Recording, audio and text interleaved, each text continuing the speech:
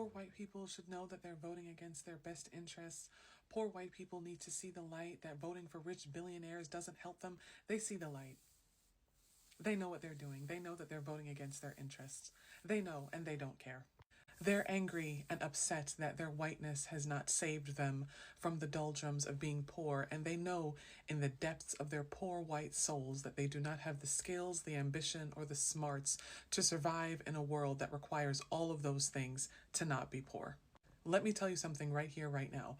Poor black people and poor people of color become disillusioned and, become jaded. That's it. Poor white people become domestic terrorists and mass shooters. This is why our efforts to build bridges, to build community, to reach across the aisle, to do all of those things fail time and time again, because we're dealing with a group of individuals who know that they have experienced generations of life-altering poverty as the result of actions from other white people who are wealthy and privileged. They know good and goddamn well that black people just got the right to vote less than 60 years ago. So it's not black people, and it's certainly not immigrants and people of color who are making the policy and legislative decisions that render poor white people poor.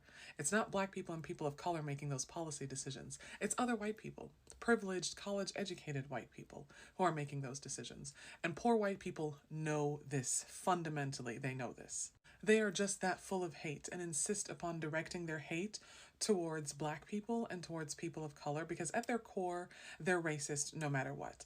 That's what you have to understand about white supremacy and about many, many, many, many, many, many, many white people in general.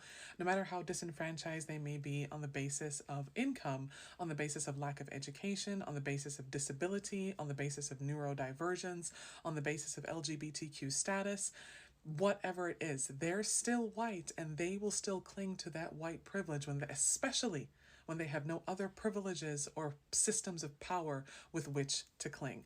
That is why trying to build community and solidarity with many poor white people, especially in rural areas, falls short. Even when there are poor white people who see the vision, who see the light, and who try to rally their Caucasian brothers and sisters in arms, those poor white people who see the vision, they're vastly outnumbered, outgunned, outmanned by these other poor white folks who sit up there with generations of rural poverty and vote for someone like Donald Trump. Thank you for coming to my TED Talk.